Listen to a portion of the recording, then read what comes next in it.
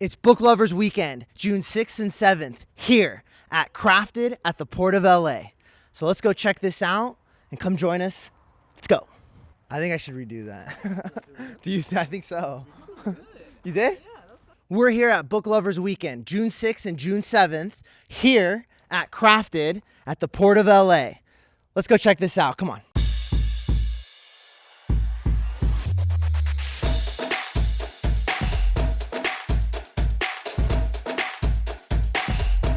How's it going, everyone? We're here at Purple Sloth Media, and this is Percy, the Purple Sloth.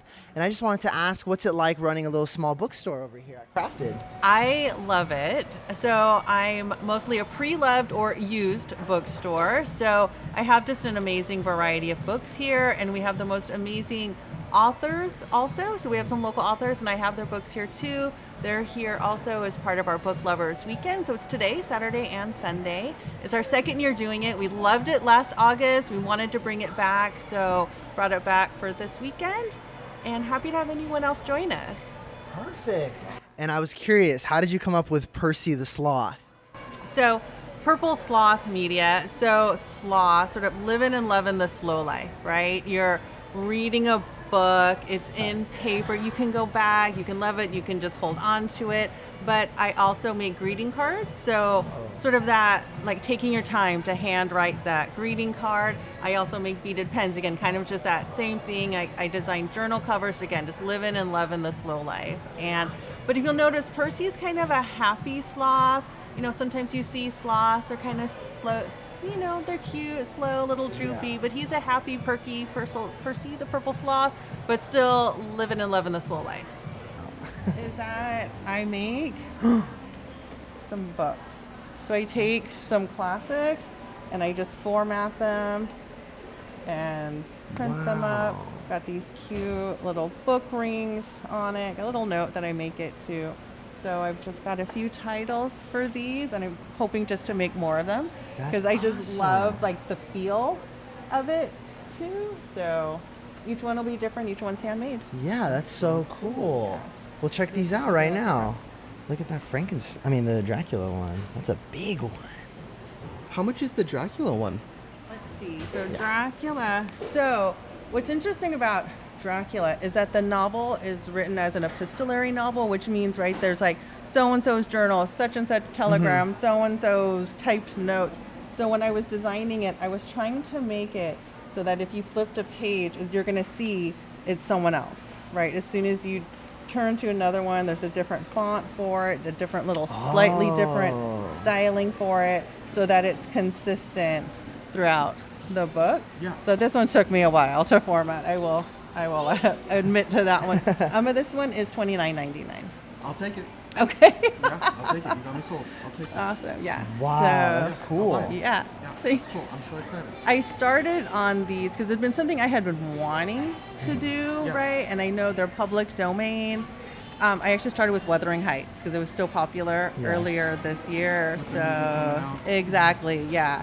So I think I have Wuthering Heights over here, and I think I'm on number 6 or something, you know, so because cool. Yeah, I've been interested in Dracula. I was gonna go buy like a regular paperback version of it, but I know that what you were saying with like different entries and stuff, I didn't want to just get like any other copy, so that I was looking at that and I'm like, what crazy timing. Yeah, I would definitely be willing to purchase that one because I love the effort. It looks beautiful. I think I have a personal library at home, and I think it'd be cool to also have that up as well. Thank you so much. So that means for everyone else, it's off the shelf until I make another one. I'm going to make them one at a time. Oh, wow. That's awesome. Okay, that's so cool. Get it started, but I hand cut all of the pages too. I don't know if you can see there. It's not like a smooth cut, but you can feel that. Actually feel the edge of the pages. It's like soft. Yes, it is. Yeah. So I hand cut each one, and wow, that's incredible. So.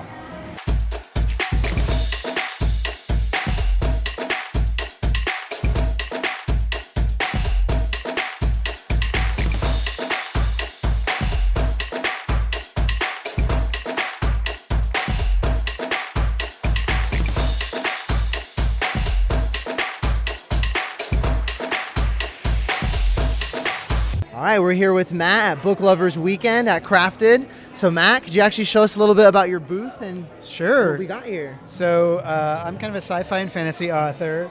So I have a kids book series. I picture like Stranger Things or The Goonies with magic. The first book, they find a help guide for magic, and they have to figure it out themselves. And then the second book, they go around the world rescuing magical creatures. And the third one, they break the timeline and have to figure out how to fix that. And then I have a choose your adventure book called You Are a Filmmaker, about trying to have a career in the film business. So there's 100 different endings.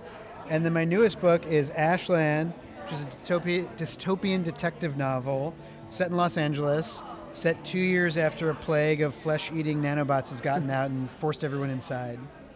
Oh my goodness. Okay, I got to ask Matt this question. Yeah. How did you come up with each of these stories?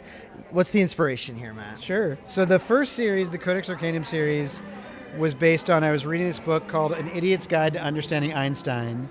And I was like, if they can explain Einstein to me, what if there was a book for something that wasn't real that would explain it? So I was like, oh my God, magic.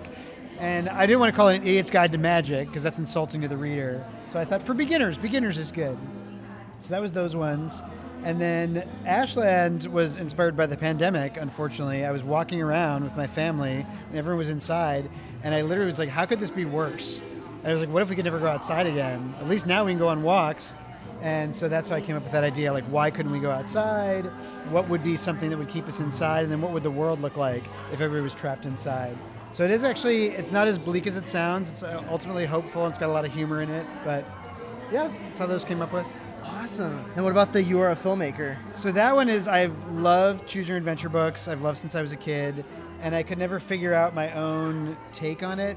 And then I thought, well, what do we choose the most in life? Usually it's careers, jobs. So I was like, immediately, oh my God, I'm a filmmaker. I should do You Are a Filmmaker, but you could do You Were a Doctor, You Were a Lawyer. So I started with that one first.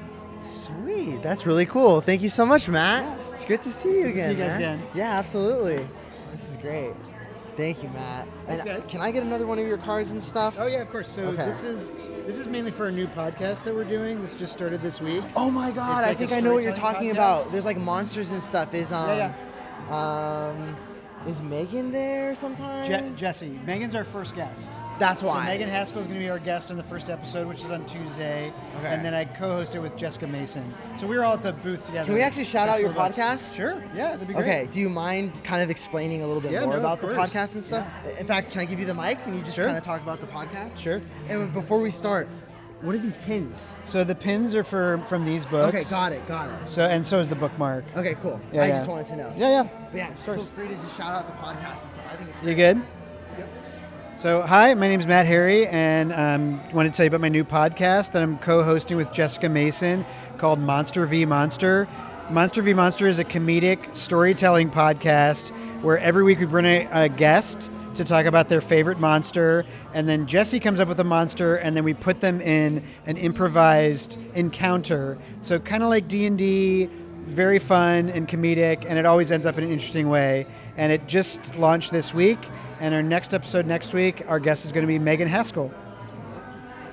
Cool. We're here with Chris, and Chris, could you share a little bit more about your book? Yeah, no problem. Hi, my name is Chris. I'm the author of the Late Hour Stories from the Insomniac, and they're not horror stories in the traditional sense, but stories ripped out of the headlines, like wrong place at the wrong time. So that's why I created these fake-up, mock-up news clippings that pertain to the stories I wrote.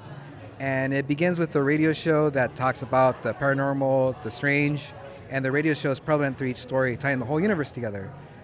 Besides that, it takes place in my hometown of Norwalk. So I was, yeah. Oh, we're neighbors. Yeah. Go to the AMC there all the time. Yeah, man, I was just there yesterday. Yeah, we watched the scary movie. Which one? The scary movie 6 yesterday. Ooh, have Yeah. you seen the movie Obsession? No, I haven't. I heard it's really good. That one, and I saw Backrooms as well. It was dope. It was worth checking out. Yeah, that's because I'm also a filmmaker too, and I just want to check out these independent filmmakers making their own movies. Yeah, it's inspiring. So yeah. Thank you so much for sharing your story. Yeah, no problem. If you guys want to check out my stuff, you can follow me on Instagram, The Late Hour Stories. Yeah, thank you so much, guys. Thanks, Matt. Appreciate it, man. This is awesome. The book is Song of Hummingbird Highway and is about Terry, a girl with more bravado than self-esteem, who follows her musician boyfriend to Belize, where mystical rhythms and ancient forces reveal the power of healing music, until she finds what cracks is and has to figure that out. So the book is set partially in Belize. Song of Hummingbird Highway is a real place. It's one of the most scenic routes in the world. And it's a great story that, is based on a journey that we all take. And when you realize that you need to stop, or figure out how to stop giving out so much that you have nothing left. So it's actually won 4 awards, and I'm going to be I'm going to be accepting the finalist for the Next Generation Indie Awards in Chicago at the end of this month. So very excited. Congratulations. Yes, thank you. That's awesome. How does it feel to be here, bro? It's great. I mean, I love BookBase. Have you ever been to a book event like this before? No, actually, I've been to conventions like this, but not like an event like this. Yeah, what is it like going to a book event like this then? It's actually like really cool meeting like all the authors and stuff, like to hear like what goes into creating the book and stuff. Yeah. And also just to see like what their creative process is. I think like meeting the authors, like it's sort of like a gateway to like, okay, like it's like meeting the book in person basically. Right. All right. So for all the 80s, 90s, 70s movie fans here, got some cool stuff over in this place. Not gonna lie, pretty good movies.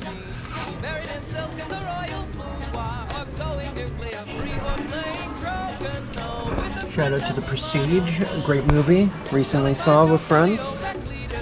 Indiana Jones mentioned? Indiana Jones? You gotta love that stuff. So I can't really emphasize this more, but it feels like Crafted. The book event's happening in one area, but like I've stumbled onto like a historical museum of sorts, and just like it's kind of cool to see like a book event do this. I mean, what kind of book event will you ever go to that you see like human skulls and stuff like that? Or something as cool as this. I think another cool thing about Crafted as a whole, this event, seeing all this stuff adds to like visualizing things you read in a book, because you don't always get the details that they are talking about, especially with history books, but when you think about this, it makes reading so much better. And like looking at all of this cool stuff and how it like relates to any sort of history book or just any sort of book when you're talking about it, just elevates like reading as a whole. And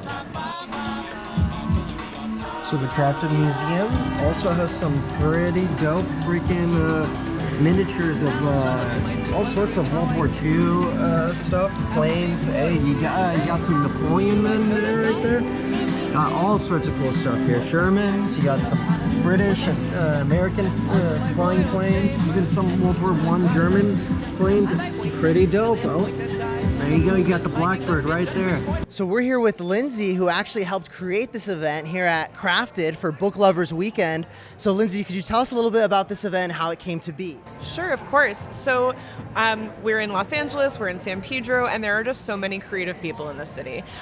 We are here at Crafted, which is a permanent marketplace filled with artists and local businesses, but we wanted to expand and invite more literary creatives and artists. So we have this Book Lovers Weekend. This is our second annual, and it's a great day to come down if you love to read or if you are a writer.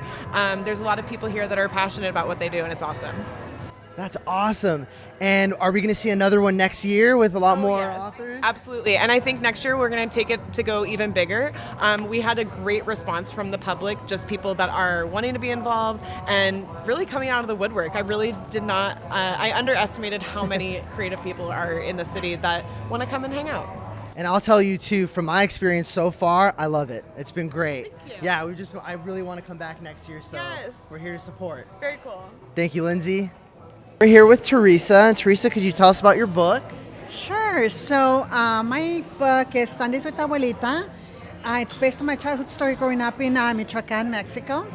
So when I was little, my parents had to come to El Norte. There was enough money, so two of us stayed behind with our abuelita, creating beautiful memories, even though we grew up without running water, electricity, or even toilet paper.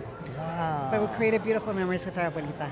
That's Awesome. Thank you. And Thank you. where in Michoacán? ¿De qué parte? So, Michoacán, Mexico, it's a little town called Villachuato. Oh, mi mamá es de Morelia. Okay, so I've been to Morelia last year. Morelia's beautiful. I love Morelia. Shout out to Morelia. Yeah. Yeah. Yes.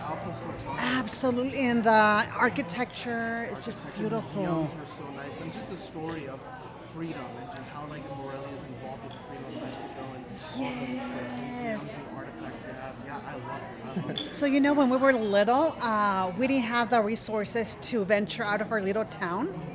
But I went there finally to Morelia, and it was beautiful. I actually went to my former school where I donated books for the children, and they were so happy because they don't have books in their homes. So I started their little library, and it was so rewarding. It was beautiful. Absolutely. Thank you so much for Thank you so much. We're here at Book Lovers Weekend with Diana. Diana, could you show us a little bit about your book? Hi, yes. I wrote my first children's book called Callie Comes Home. It's about a dog who goes to her forever family. She was rescued and adopted from her foster home. And I wrote it after my dog, Callie. So it's in honor of her. Awesome.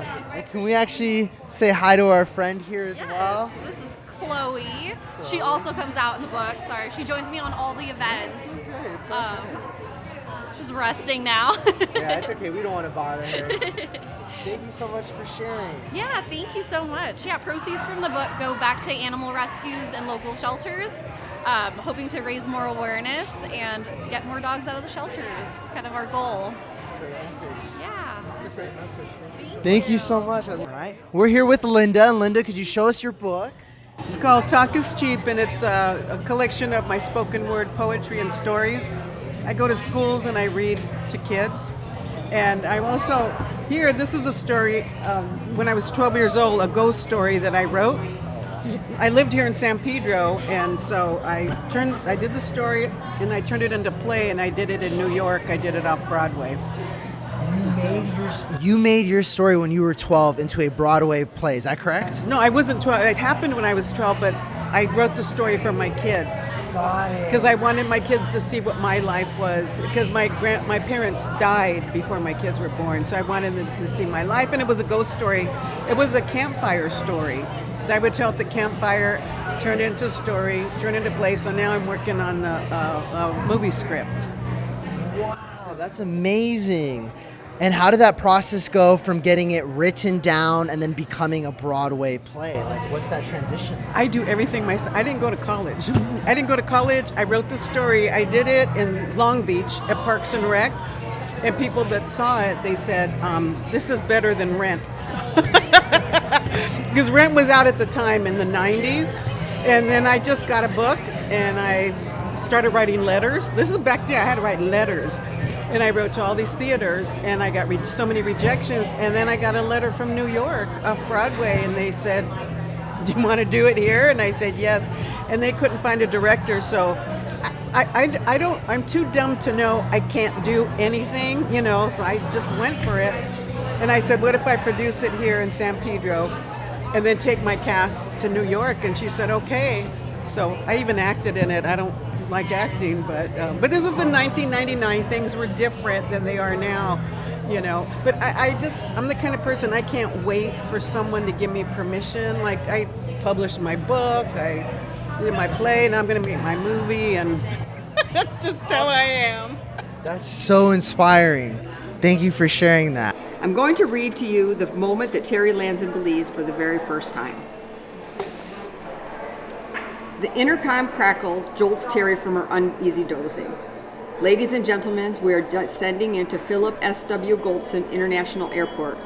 Through the smudged oval window, the Caribbean sea stretches, liquid sapphire, endless and inviting. Temperature is a humid 86 degrees, the flight attendant announces. May 10th, 1990. The date burns into her mind, a commitment she can't take back. Her neck protests as she straightens, the familiar ache intensified by hours of airplane sleep. After bidding goodbye to Scott, the benevolent officer... Yeah, I can't even lie. This stuff's kind of rad to look at. Very good work. My favorite is right over there. These are some Iron Connie, just Connie castings that they do. They basically just get molten metal and just cast it into an Iron Connie hole. Pitch is awful. Yeah. Because I was actually was it? Those are the little guys. Oh. Because these are the ant tunnels filled with aluminum.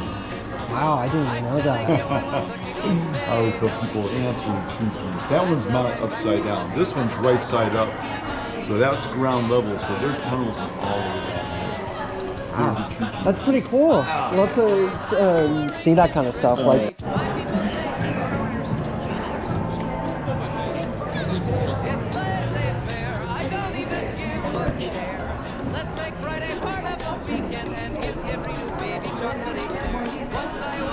Wow.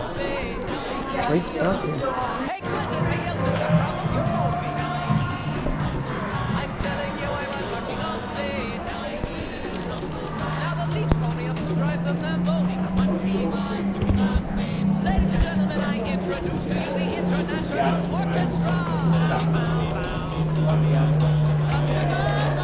Hey, what's up? I'm Nick Marino. I mostly write comics, but I got a little comic shop, Cabrillo Beach Curiosities. Let's take a little walk through the shop here. We're gonna start over here. This is the section where myself and my ex, who I started to shop with, got some of our work over here. That's a book we made together. It's Power Rangers issue I have a story in. That's a Creepshow book that my ex wrote a story in, and the villain may or may not look like me. And then this is the same book, 2 different covers. We both worked on this. Rosie wrote it, and I assisted on the colors, which is a very complicated process, but was interesting and rewarding. Very cool. I've had to adjust to the needs of our community. The people want DVDs. Didn't expect that when I first opened up. I thought comics would be enough. But we got a lot of movies nowadays. But where my heart really lies is in connecting people with the back issue of their dreams. I love to be able to have them come over and flip through the stacks and just see something that really speaks to them. It's a really special experience to me. Like, I've always loved doing that. For me, I wasn't somebody who went to comic conventions. I wasn't somebody who was like necessarily very social about my pursuit, but I'd love to go to the comic shop. That is really where my heart always was. And it's nice to be able to continue that relationship, but do it with my own comic shop. If you want to see some of my weird art, it's down here. This is why I write professionally and I don't draw professionally. It looks cool, Thank you, I like it. Hi, guys. This is a sexy Superman cover that I thought would sell, but nobody's bought it yet. Okay, this is something that I feel like most comic shops do nowadays, but it's something I take great pride in, which is figuring out the right thing to bundle for our customers. And the thing is, you gotta be perceptive to what they want, right? So right now, a lot of people want these absolute books, which are really cool and a very accessible point for people to get into the DC characters. This one, I'm disappointed that our large collection of The Authority for $69 has not sold. I feel like it should have, based on the hype of the Superman movie and them being involved, but you know, different things. We got an audience who loves Titans. I think people should buy that because the art is really good. But let me show you the thing I'm proudest of in the shop. Okay. It's the Baddies box. And the reason why I'm so proud of this is because this was something that was created by demand. I was not allowed to not have this. We had to have this. And it's because everybody kept coming in and buying Poison Ivy comics from us. And it was a lot of young queer people, like young queer femmes, buying them for who they would often tell me was their girlfriend. And it blew my mind because traditionally, the comic shop is, let's say, seen as the purview of a certain kind of person, and that's not always who you think of as being the default customer. That's who our, I would say, default customer tends to be, are young queer kids, young queer artists, right? And while I had typically seen cheesecake comic book covers as being one of the weirder parts of our business, and maybe one of the aspects I was less impressed with, it connects with people walking around this art market so much. And they see these characters they know, they see them looking beautiful, they see them looking glamorous, they see them looking strong, and they want to give them as a gift to somebody, and that really means a lot to me. So yeah, thanks for checking out my little shop. If you find yourselves in a South Bay in Los Angeles, in San Pedro, come visit us. I barely have a social media presence for the shop. It's only open Friday to Sunday, so, you know, good luck finding it. We're here with Contessa, and could you show us a little bit about your work and tell us about it? Yeah. So this is Welcome to My Vibe, the pop-up experience. This book is about my life. It was kind of chaotic, crazy. There's a lot of different fun chapters. Like we have, middle school sucked because it really, really sucked. And you have a little listening station that you can play a little snippet of my chapter. This is another one I really love showing everybody, right? Almost Famous, Fully Broke, my Hollywood days. And there's a really cool memento station over here where you can just dig in and find a chapter that interests you. And when you go inside, you can learn about when I was in Paris. It says Paris at full voltage. This is my Metro card when I used to go to the Louvre for school. And I used to get bored going to the Louvre. And we're going to the Louvre today. 20-year-olds, right? So yeah, there's even a movie trailer over there. And yeah, just welcome to my vibe. It's a lot of fun. Thank you so much for sharing that. We're totally going to check out. We're just going to get a little footage of your booth here. Janelle, could we actually look at your books and can you tell us a little bit about them? Absolutely. So this is my book, Adelaide, Painter of the Revolution. It's based on the true story of one of the only 4 women who made it into the Royal French Academy of Painting and Sculpture at the time of Marie Antoinette. So that would have been fantastic, right? Because she made it to the top, only one of 4 women, and yet revolution was brewing. So now she's made it, and her customers have fled the country without paying her. What is she going to do? And so this is the book about how she turns to revolution and to fighting for working women's rights. And I came to Adelaide because when I went to college, I was told that no woman had ever contributed meaningfully to the arts. So you know what? I walked out of that art history class and I graduated from college a year early with a degree in English. And I was like, putting that behind me. Decades later, I was at the Louvre and I came across this painting by a woman and I realized I'd been lied to. So while I was researching that woman, I came across this phrase. By that time, her work had long gone up in flames, and that is Adelaide. And so I was like, oh, snap. What are we going to do? There's a person who was, as a female, so controversial that her work had to be burned. I have to know all about her. Ironically, 250 years ago, a man went to the king and said, we don't need women in the academy because no woman has ever contributed meaningfully to the arts. And that was this woman he was talking about. So here we are, and I am setting the record straight with my book. That is an amazing story. Thank you so much for sharing it. We're here with Lindsay, and Lindsay, could you show us your books and tell us a little about your story? Sure. So my novels, I have The Last Letter from Sicily and Beneath the Sicilian Stars. Both were published in 2025, last year, by Storm Publishing, so they're traditionally published. And my whole story really started in 2019 when I decided to take a creative writing class, and I ended up writing a short story about my grandparents.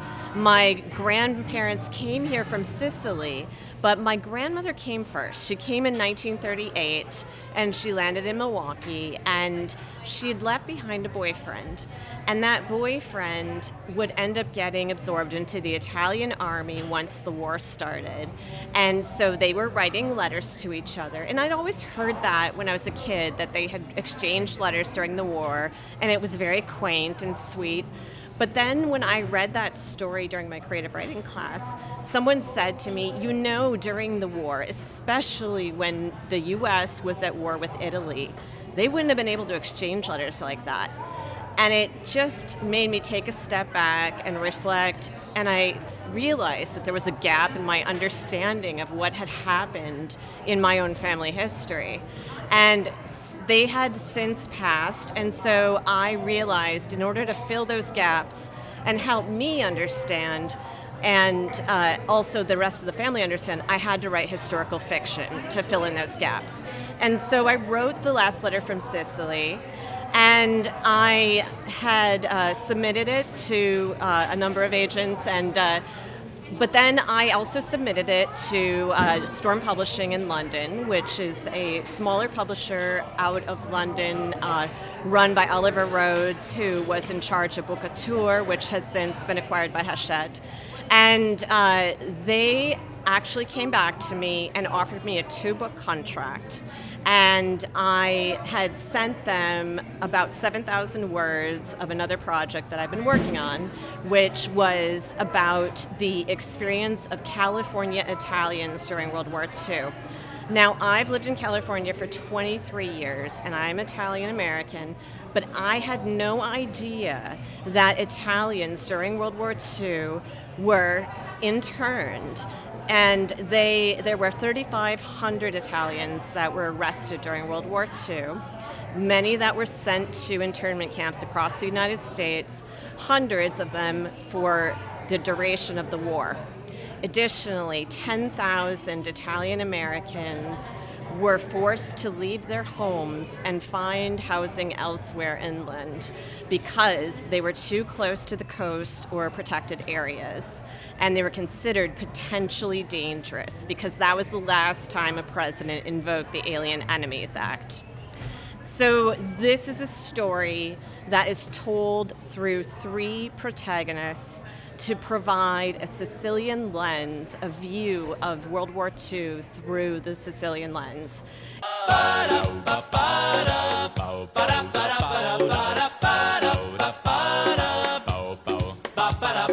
Royalties, Lord, it looked good on me.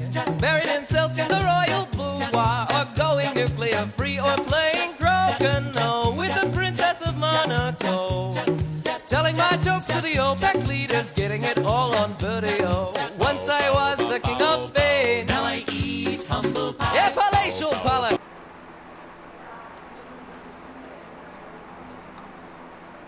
Wow, this feels nice. Dude, It's not that heavy either. With all the paintings in the background, it's just awesome. Yeah, this is light. I played for the size. I was thinking it was gonna be a lot heavier, but